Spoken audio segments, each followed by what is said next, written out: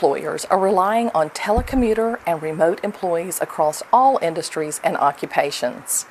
Employers face a logistical nightmare when it comes to complying with Form I-9 employment verification for remote employees.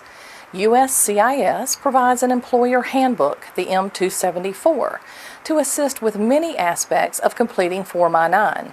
However, the guidance on the issue is limited.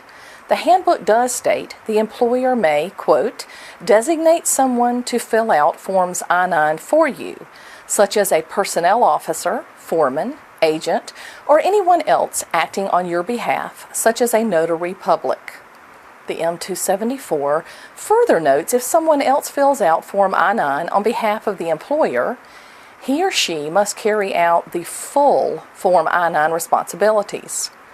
So this designated person must not only view the employment authorization and identity documents, he or she must also sign Section 2.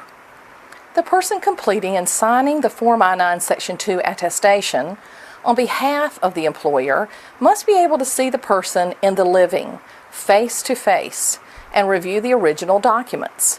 They must look at, examine, and document the information from the original documents as they believe them to be authentic and genuine on their face value.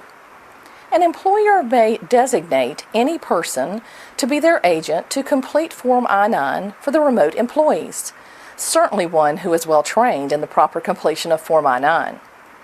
A notary with the bank of the employer is a perceived trustworthy option, but it is not required. Some notaries indicate they cannot complete the Form I-9. This typically comes from a miscommunication. They believe they must sign and notarize their own signature, which is not permitted. Form I-9 does not need to be notarized. If you use a notary, she or he would only need to see the original employment authorization and identity documents. Complete and sign Section 2 of Form I-9. Signing the Section 2 attestation is an act performed by an individual, not by the position the individual holds. You need a person who can act as an agent on behalf of you, the employer, who is credible, trustworthy, and trained in properly completing Form I-9. You want to establish standard operating procedures for the notary and for the employee you are sending.